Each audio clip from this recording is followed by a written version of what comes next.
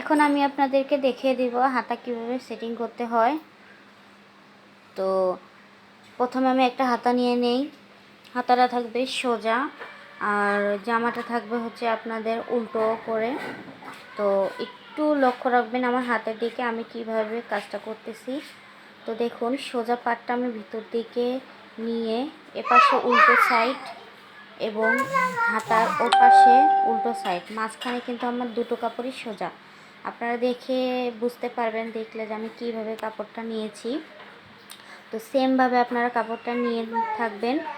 তো অনেক সময় আছে হাতা বাংলাভাবে লাগানো হয়, সেটা আগে হাতা সেটিং করা হয় তারপর বডি সেলাই করা হয়। তো আমরা ওভাবে কাজ করি না, এভাবেই কাজ করি।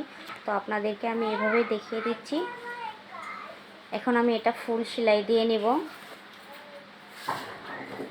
তো আপনারা ডাবল করে সেলাই দিবেন, আমি এখানে ডাবল করেই সেলাই দিয়ে নেব।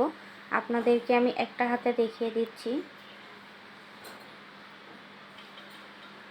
ভিডিওটা ভালো লাগলে লাইক কমেন্ট শেয়ার করবেন।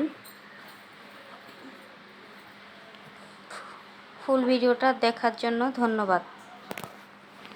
আমার হাতা সেলাই শেষ, আপনাদেরকে একটু দেখিয়ে দেই হাতাটা কত সুন্দর হয়েছে। তো ভালো লাগলে এভাবে হাতা বানিয়ে নেবেন। ধন্যবাদ।